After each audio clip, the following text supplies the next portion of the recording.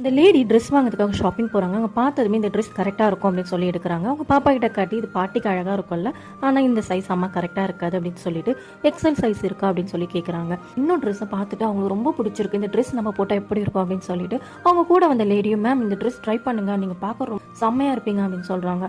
உடனே அவங்க இல்லை அது சரியாக வராது, உனக்கே தெரியும் குழந்தை பிறந்த அப்புறம் என்னோட சைஸ் எல்லாமே சேஞ்ச் ஆயிடுச்சு அப்படின்ட்டு அப்படி சொல்லிட்டு இருக்கும்போது அவங்க கேட்ட ட்ரெஸ் வந்தது. அவங்க ட்ரெஸ்ஸிங் ரூம் போய் சேஞ்ச் பண்ணிட்டு வரும்போது அவங்க பார்த்த ட்ரெஸ்ஸை இன்னொரு லேடி ட்ரை பண்ணிட்டு இருக்காங்க. அவங்க கிட்ட நீங்க இதை வாங்க போறீங்களா கண்டிப்பா அப்படின்னு கேக்குறாங்க. ஏன் இது நல்லா இல்லையா பார்க்க அப்படின்றாங்க.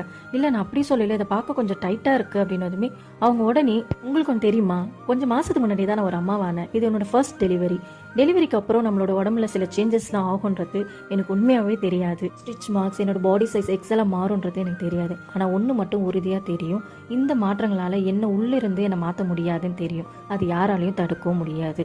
என்னோட சொந்த வாழ்க்கை எனக்கு விருப்பப்படி நான் வாழ்கிறேன், அது யார் தடுக்க முடியும்?